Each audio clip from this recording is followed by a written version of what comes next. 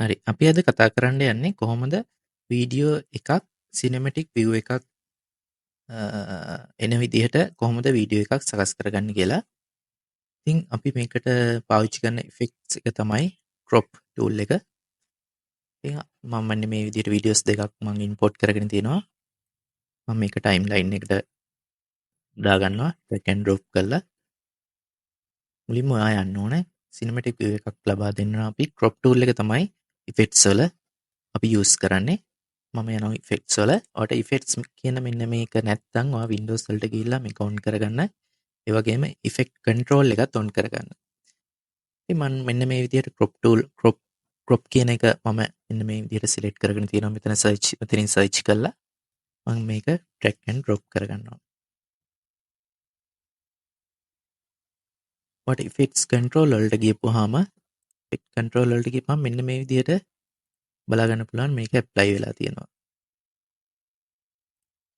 crop වල මම යන්නේ මුලින්ම මම හදනවා top එක මම හදා ගන්නවා. මෙන්න මේ විදිහට අවශ්‍ය ප්‍රමාණයට මම 108ක් විතර දෙනවා. bottom line එකත් මම මෙන්න මේ විදිහට 9ක් විතර දෙනවා. top එකත් මම 9ක් විතර දෙමු අපි. 9ක් විතර දෙනවා.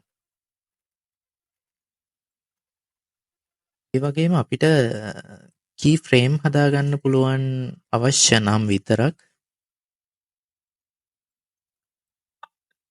මුලින්ම මම 9ක් විතර දීලා මම මේකට key frame එකක් ඔයාලට apply කරගන්න ඕන නම් මේ මෙතන top කියලා තියෙන තැන මේ මෙතන රවුමක් වගේ තියෙනවා. toggle animation එකක්. ඉතින් මේක ක්ලික් කරන්න. ඒ වගේම මම bottom පැත්තටත් මම toggle animation එකක් දෙනවා මේ ක්ලික් කරලා. එතකොට මෙන්න මේ වගේ circle දෙකක් ඔයාලට appear වෙනවා. මම මේක ටිකක් දුර ගිහලා මෙතන ආයෙ ක්ලික් කරනවා. top එකයි bottom එකයි. මම මේක මෙතන 13ක් විතර දෙමු. top bottom දෙකම 13ක් විතර දීලා මෙතෙන්ට යද්දී 9කට අපි එක බලමු. මෙතනින් ප්ලේ කරන්න. ඔයාලට බලන්න පුළුවන්.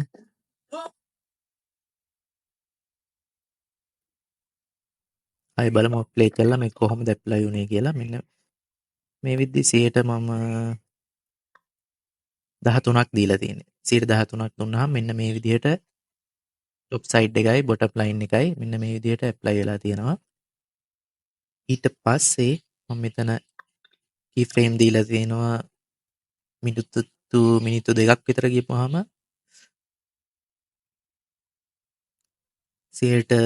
9කට අඩු වෙන විදිහට මෙන්න මේ විදිහට 9ක් මම දීලා තියෙනවා.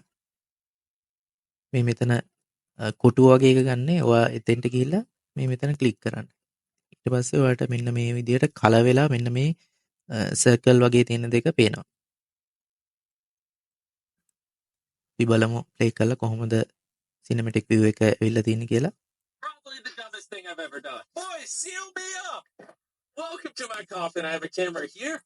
හරි අපි බලමු ඊගාවට කොහොමද වීඩියෝස් දෙකකට අපි කොහොමද සිනමැටික් view එකක් ලබා දෙන්නේ කියලා. මේ වීඩියෝ එකනේ මට අනිකට ලබා දෙන්නම් ඒත් ඔයාලට අර විදියට කරන්න වෙනවනේ. අපි බලමු මේකට අපි ඇඩ්ජස්ට්මන්ට් ලේයර් එකක් දාලා බලමු කොහොමද අපි සිනමැටික් view එකක් ලබා දෙන්නේ කියලා. මේ විදිහට වීඩියෝස් දෙකක් ටයිම්ලයින් එකට ඩ්‍රැග් කරගන්නවා. අපි ඊට පස්සේ මෙතනින් දානවා ඇඩ්ජස්ට්මන්ට් ලේයර් එකක්. ඇඩ්ජස්ට්මන්ට් ලේයර් එකක් අපි ගන්නේ මෙතන සෝස් මොනිටර් එක ගාවට ගිහිල්ලා රයිට් ක්ලික් කරන්න. එතකොට මෙතන new item කියලා පෙන්නනවා. මෙතන ඔයා ඇඩ්ජස්ට්මන්ට් ලේයර් එකක් ගන්න. මේ විදිහට සයිස් එක හදාගන්න. ඕකේ කරන්න. අපි මෙන්න මේ හදාගත්ත ඇඩ්ජස්ට්මන්ට් ලේයර් එක මෙන්න මේ විදිහට උඩට ගෙනත් දානවා. උඩට ගෙනත් දාගෙන අපි මේක ඩ්‍රැග් කරනවා වීඩියෝ එක ඉවරන තැනට වෙනකන්. අපි දැන් ඇඩ්ජස්ට්මන්ට් ලේයර් එකට තමයි දාගන්නේ ක්‍රොප් ඉෆෙක්ට් එක. දැන් අපි ඉෆෙක්ට්ස් වලට ගිහිල්ලා ක්‍රොප් ඉෆෙක්ට් එක අපි ඩ්‍රැග් ඇන්ඩ් ඩ්‍රොප් කරගන්නවා ඇඩ්ජස්ට්මන්ට් ලේයර් එකට, වීඩියෝ එකට නෙවෙයි. ඊට පස්සේ අපි ඉෆෙක්ට්ස් කන්ට්‍රෝල් වලට ගිහිල්ලා මෙන්න මේ විදිහට ටොප් 1.9ක් හදාගන්නවා. බොටම් ලයින් එකත් මම 10ක් විතර හදාගමු. 10ක් විතර හදාගන්නවා. දැන් මම ඇඩ්ජස්ට්මන්ට් ලේයර් එකට තමයි ක්‍රොප් ටූල් එක ඇප්ලයි කරේ, වීඩියෝ එකට නෙවෙයි. එතකොට වීඩියෝස් දෙකක් හෝ තුනක් හෝ ගොඩක් තිබ්බත් අපි ඇඩ්ජස්ට්මන්ට් ලේයර් එකට දාගත්තොත් ඒ වීඩියෝස් හැම එකේම මම ඇප්ලයි කරපු ඉෆෙක්ට් එක ඔයාට දැක ගන්න පුළුවන්. අපි ප්ලේ කරලා බලමු. Probably the dumbest thing I've ever done. Boys, seal me up. Welcome to my coffin. I have a camera here. අපි දෙවෙනි එකට වීඩියෝ එක යන තැනට ගිහිල්ලා බලමු.